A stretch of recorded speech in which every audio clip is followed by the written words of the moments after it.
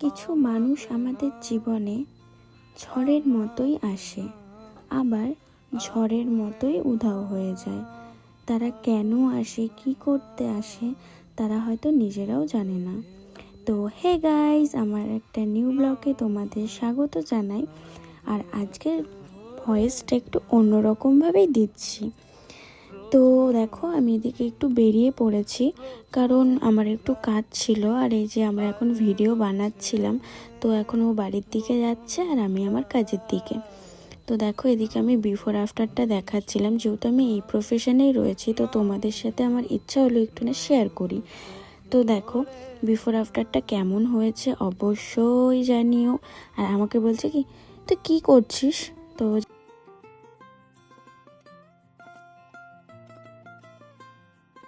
বিকেল হলেই না ঘুরু ঘুরু মন করে, তো বেরাতে তো হবেই। যখন ঘুরু ঘুরু মনটা হলো, তো দিদি এদিকে আমাকে বলেছে যে চলে আয় বেলঘরিয়াতে, ওখানে একটু কেনাকাটি করব, দেন তুই বাড়ি চলে যাস, একটু ঘোরাও হবে, একটু মনটা ভালোও হবে। তো চলো, এদিকে দেখো আমি বেরিয়ে গেছি। আর বেরিয়ে হেঁটে হেঁটে এখান থেকে আমাদের যে অটো স্ট্যান্ড ওইদিকে যেতে হবে। দেন এখানে এসে অনেকক্ষণ বসেছিলাম, তারপরে আমি বেলঘরিয়াতে চলেও এসেছি। আর এদিকেও কেনাকাটি করছিল আর আমি দেখাচ্ছিলাম আমাকে। তো এখানে কেনাকাটি করে তারপরে আমি আবার আরেক জায়গায় যাব। একটু ঘুরু ঘুরু তো বানতা হ্যাঁ, এটা তো আর কোনো ঘুরু ঘুরু না, কেনাকাটি আর কোথায় ঘুরু ঘুরু হলো। তো তোমাদের সাথে আজকে একটা অন্যরকমভাবে ব্লগটা শুরু করেছি, তো সেরকম ধরনেরই কিছু কথা তোমাদের সাথে বলবো। তো এই দাদুকে আমি জিজ্ঞাসা করছিলাম যে কেমন আছো তুমি, বলছে খুব ভালো আছে, আমাদের চেনে। তো এদিকেও একটা নেল পলিশ নিচ্ছিল। তো কি হয় বলো তো, এখনকার দিনে 10 বছর, 15 বছর, তারপর 7 বছর, 8 বছর কোনো ম্যাটারই করছে না একটা রিলেশনশিপে। মানে আসছে, এতদিন থাকার ইচ্ছা হচ্ছে, থাকছে, আবার চলেও যাচ্ছে। মানে আমি নিজেই বুঝতে পারি না, এটা আমার সামনাসামনিভাবেই দেখা, ওই জন্যই তোমাদের সাথে আজকে একটা অন্যরকমভাবে শেয়ার করছি। মানে যে তোমার প্রায়োরিটি দিচ্ছে তাকে কখনো সস্তা ভাবতে নেই। যে মানুষটা তোমাকে মাথায় তুলে রেখেছে তাকে পায়ের তলার ধুলো কখনোই ভাবতে নেই। মানে এটা এখনকার দিনেই হয়ে চলেছে। আশ্চর্য বোকামি এটা একটা। তো আমি তো আমার প্রিয় জায়গাতে চলে এসেছি। আর গঙ্গার ঘাট মানেই সবার হয়তো প্রিয় জায়গা, হয়তো বলাটা ভুল, বাট মানে সবারই খুবই পছন্দের একটা জায়গা গঙ্গার ঘাট। তো দেখো, এদিকের ওয়েদারটা দারুণ ছিল। আর এখানে বসবো না তো সেটা হতেই পারে না, তো একটু বসে নিয়েছি। দেখো,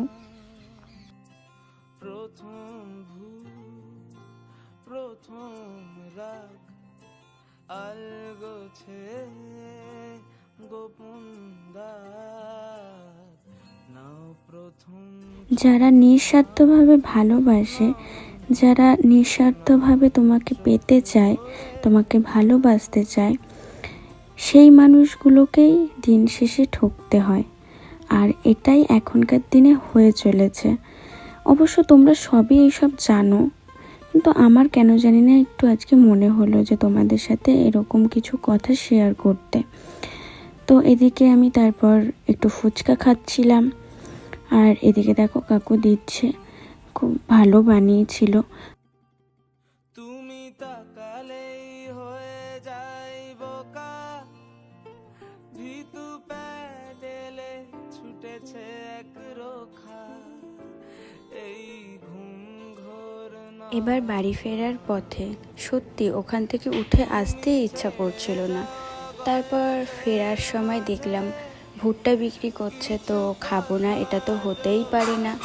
তো দেখো, এদিকে ভুট্টা বানাচ্ছিল আর আমরা দাঁড়িয়েছিলাম।